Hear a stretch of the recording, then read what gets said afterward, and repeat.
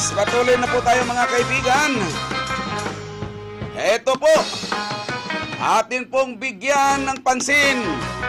Ito pong kahapon, kung mataalala nyo, bagamat napakainit ngayon, pero kahapon medyo nangamba po tayo sa biglaang ulan ang akala po natin kahapon kasi mga kaibigan, babaha na tayo. Pero sa totoo lang, nagiging panatag din ako. Dahil bagamat nasa loob tayo nakatira, hindi naman tayo aabuti ng baha. Yung ating mga kababayan na nakatira dyan sa mga ibabang bahagi ng lugar ay nangangamba. Kahapon, napakalakas po ng ulan kahapon, mga kaibigan. Kaya, yan po, ay atin muna po itong gaano ba kalakas to kahapon. Ito po biglang bagsak itong ulan kahapon na pinangangambahan ng iilan nating mga kababayan. Dahil ang akala nila ay lulunurin na naman ang Olongapo. At alam nyo na po mga kaibigan na kung ay nagkaroon ano ba yan, parang ice ang pumatak kahapon, napakalakas. At yan po ay nasubukan natin kahapon, bagamat kung nagpapatuloy po yan kahapon mga kaibigan, ay mukhang talagang hindi natin may pagmamalaki yung sinasabi natin. Bagamat nagpasalamat ng buong puso pati ang grupo ng Bigwas dahil diyan sa paglinis na napalaliman na ang ilog dahil sa request o kahilingan ng dating administrasyon sa DPWH noong nakaraang taon. Napakaganda po ang ginawang proyekto ng dating administrasyon dahil kung hindi po nagawan ng paraan na narequestan o nahiling ng dating administrasyon na yan, baka lumubog na tayo kahapon. Kaya nagpasalamat karamihan sa aming mga natanong na interview ay nagpasalamat sila. Dahil nga sabi nila, akala ko ba'y kay kasalukuyang Mayor Rolin Pauli? Hindi po. Yaan po ay request po ng dating administrasyon na malaliman ang mga ilog na yan. At yan ay nakadesign na kung paano gagawing ire-reprap, sisimintuhin ang gilid. Nakadesign na po yan noong i-request yan ng ating dating administrasyon na ipinagpatuloy lamang ng kasalukuyang administrasyon. Yan po ay proyekto ng dating administrasyon. Yan Kaya napakaganda ng ginawa ng dating administrasyon. Kasi kung hindi naman ipagpatuloy yun ng kasalukuyang administrasyon, magmukha naman siyang ingot. Kaya samantalang nandyan ang budget, katulad nung dati na sinasabi nila na hindi daw, wala daw kapera-pera ang lungsod ng Olongapo, ay nagulat na lamang sila, mayroon lang 70+ million na ni-request para dyan sa mga ilog. Okay, nagawa ang ilog dahil yan sa proyektong naiwan ng dating administrasyon. Oo, bagamat nagtulungan at normal lang talaga na gagawin niya yan. Dahil alangan naman hindi niya gagawin yan, naka-allocate niyan para dyan. Kaya nagpapasalamat ang mamamayan doon sa mga ilog na napapalaliman nitong taong ito. Dahil yan sa kahilingan naman ng dating administrasyon. Sasabihin nila, amin yan project, hindi wala pa kayo dyan. Minsan ilalabas namin yung request niya, yung kung saan nakadesign yan. Kaya ingat-ingat doon sa mga umaangkin ng mga proyekto. Mayroon ng mga barangay nga na medyo umalma na rin dahil napapabayaan at walang suporta ang ating kasalukuyang lokal na pamahalaan.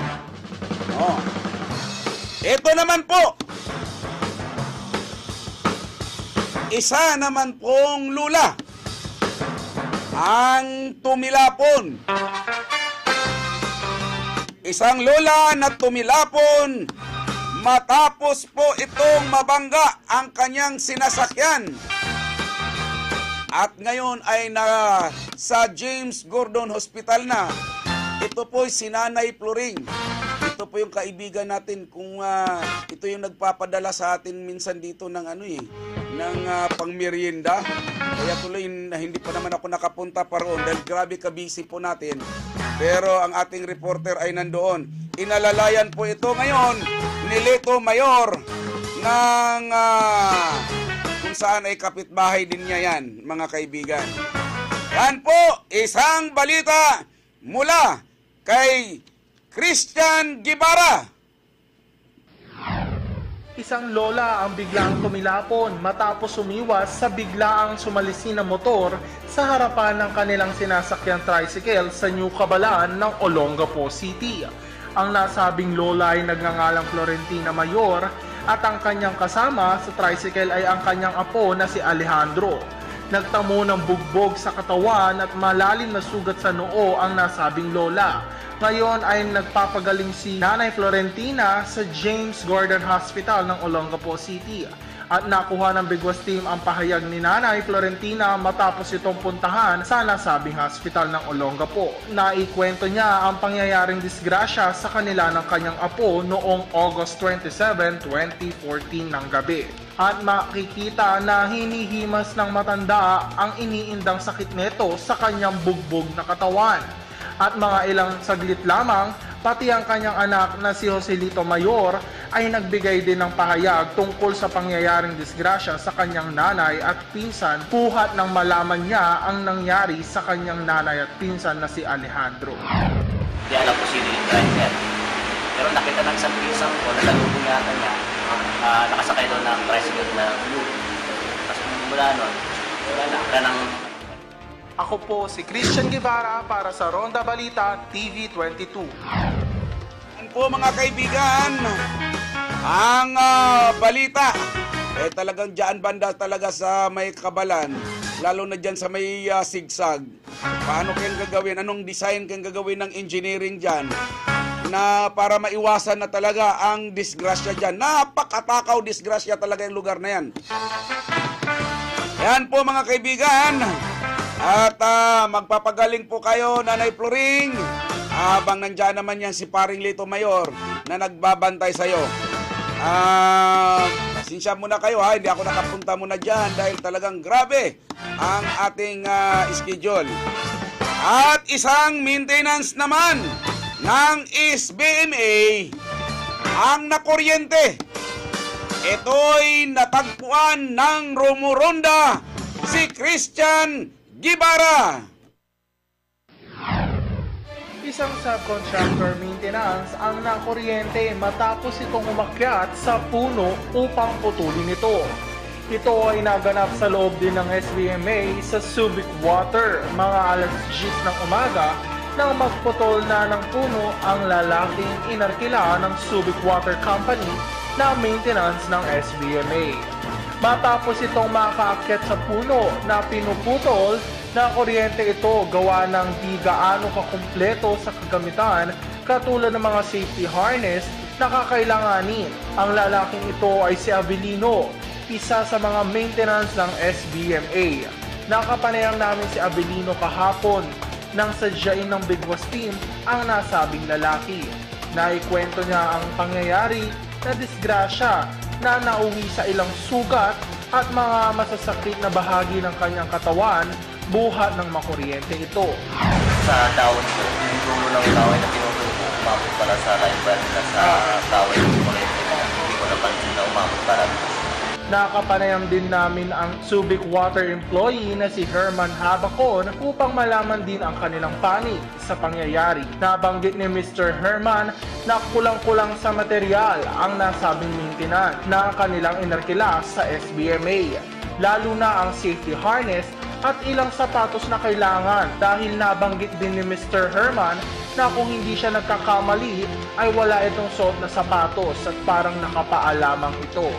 Nabanggit din ni Mr. Herman na dapat na ipoprovide ito ng himpilan ng maintenance ng SBMA para sa safety ng kanilang empleyado. Isa pa dito, ang kanilang company nurse ang nakasama nito sa pagdala sa hospital. Nang dalhin na ito sa Bay Point Hospital, hindi ito tinanggap dahil sa malaki ang magiging bayarin nito.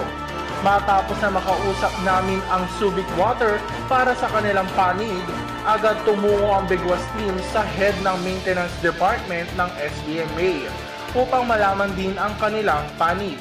At nakausap ng team si Dante Romano, head ng maintenance, na sabi nito ang kanyang pahayag na kaya daw ito hindi natuloy sa Bay Point Hospital dahil may down payment ang nasabing hospital at nanghihinayang ito sa down payment. Narito ang kanyang pahayag. Hindi kami mahawak ng budget dito tungkol sa wala kaming budget sa hospitalization. Eh siguro yun ang sumunod na kung tinanggihan man siya sa Bay Point, probably yun ang pinakamalapit, ang susunod na pinakamalapit na hospital kasi paglabas mo lang ng gate, Gordon Hospital na yun.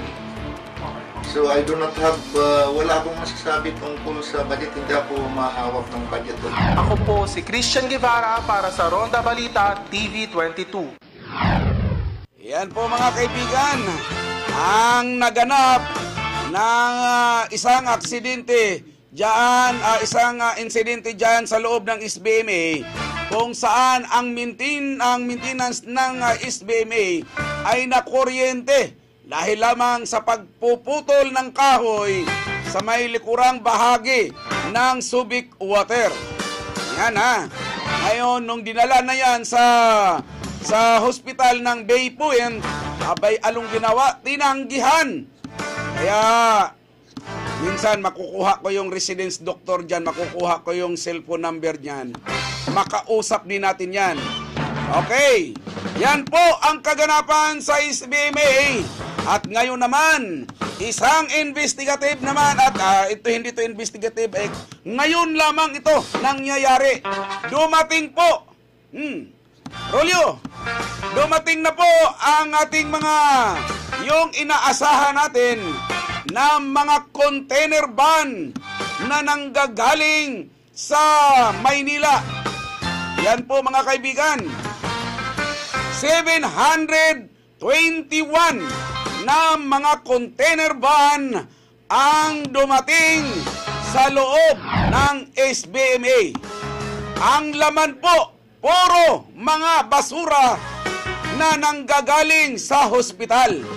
Yan po'y tinatawag na mga hospital waste na karga dyan. Kasama po ang mga diaper. Kasama na rin po ang tinatawag na mga pampers. 720 na mga container van na 40-footer ang nandiyan na ngayon sa loob ng SBMA upang ipasok dito ang mga basura na nanggagaling pa sa Japan. Kawawang SBMA ngayon, siya ngayon ang tapunan ng basura. Ganun na ba katalamak ang SBMA ngayon? Pinagtatapunan na ng toxic ang karagatan. Tatapunan pa rin ng mga basura ang mismong SBMA.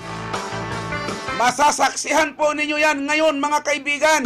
Kahit pumunta kayo sa pier ng SBMA, nandoon po ang 700 higit na mga container van na ang laman ay mga pampers at diaper at mga basura na nanggagaling sa ospital. Sino kayang nag-i-import nito? Baka namimili din tayo kaya ng basura. Bakit pumasok dito yung basura na yan? Ay Diyos ko por santo, ano ba nangyari nito? Basura po! Higit sa 700,000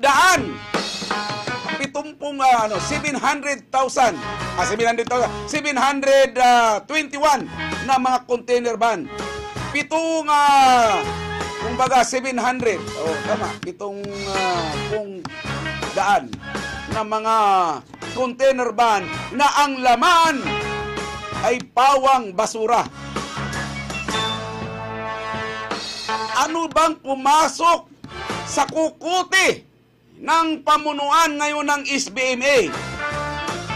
Baka nakakain na itong si Chairman Roberto Garcia ng isda na nakalanghap ng iron ore na kumakalat sa karagatan dahil pati basura tinatanggap na rin sa SBMA. Nasaan na ang ating kinatawan ng Olongapo?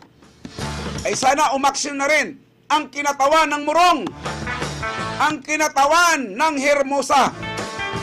Hindi po natin malaman kung saan ngayon yan itatapon. Yang 700 na container van, ay 40 footers po yan. Na ang laman po'y pawang mga basura. Sa totoo lang, nangamoy na ang SBMA. Namaho na ang SBMA. Kagagawan ni Roberto Garcia. Ano ba nangyari? Hindi pa naman sigurado nakakain ito ng isdang nakalanghap ng toxic ng iron ore. Katatapos lamang nating i-expose ang pagkalat ng toxic sa karagatan. Nagpapasok na naman si Chairman Roberto Garcia ng basura para sa kalupaan. Ay Diyos ko por santo! Anong nangyari na sa ating lugar? Saan itatambak yan? Sa building 229? Doon na lang siguro para mapansin niya yan ng husto. Babalik po ako at tutuloy nating talakayin yan pagkalipas ng ilang patalastas.